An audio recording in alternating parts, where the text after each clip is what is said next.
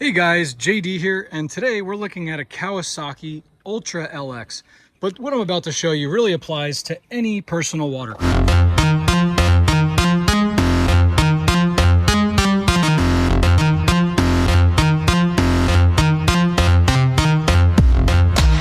So today we're going to talk about maintaining your battery while your personal watercraft is being stored.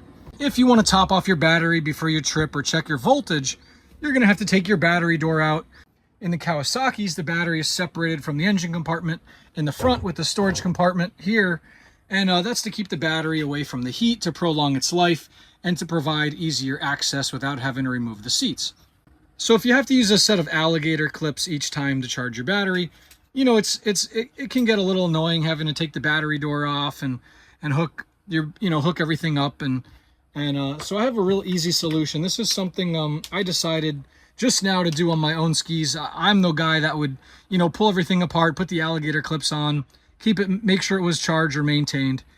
But now what I have here is this has got two ring terminals, and then it's got this standard connector here. You'll see this on most maintainers and smaller, lower amperage chargers.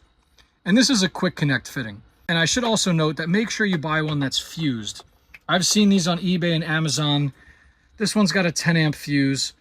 So I really don't need it really should have like a 5 amp or a 3 amp fuse for what I'm going to be doing with this. But this one here's got a fuse.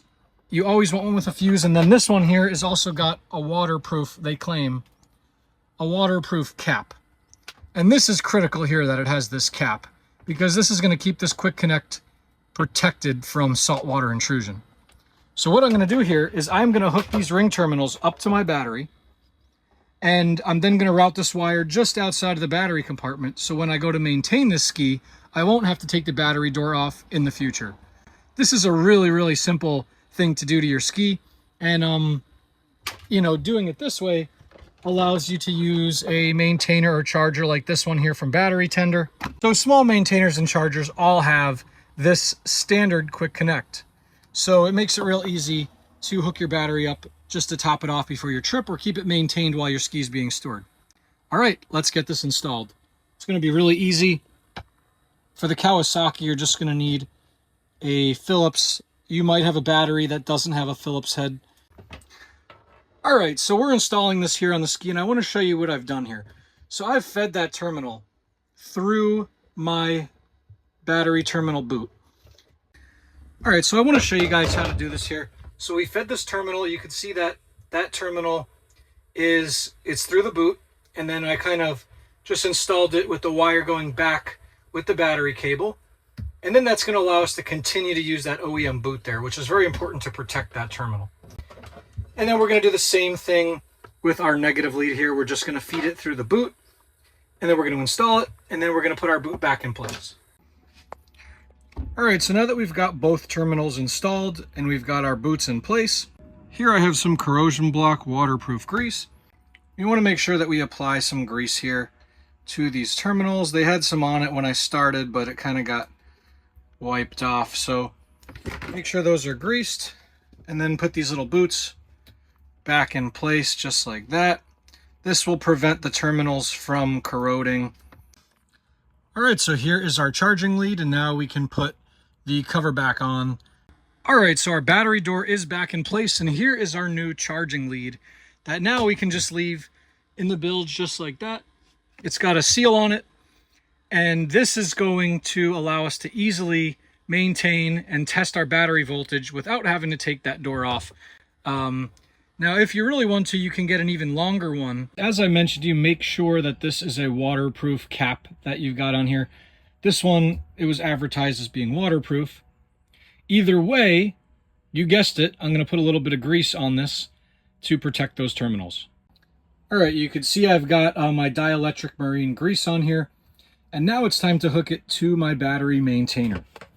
So there's a lot of different brands out there. I've been using these Battery Tender products for years, and I've never had an issue with one. I like that it's got a steel case on it. It's a little bit heavier duty than some of the cheaper ones. Now, if you're going to use a charger, this is a charger and maintainer. Battery Tender sells some that are just quote-unquote maintainers. If you're going to use something that is higher amperage than this, then you want to make sure that you disconnect the main leads from the battery before hooking it up to a charger. Okay, I can't stress that enough because you could damage the ECU or components. Now with the maintainer, your battery's fully charged and you're just keeping it fully charged. So this maintainer is not going to overcharge your battery. So with jet skis, you know, you have an enclosed hull. You could have fuel vapors.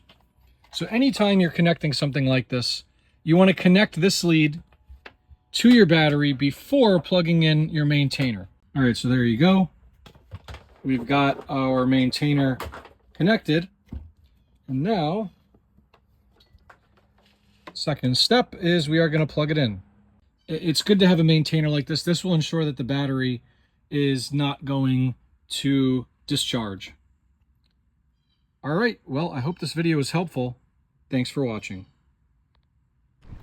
If you enjoyed this video, please consider hitting that like button and subscribing for more exclusive jet ski content, only on JD's Water World.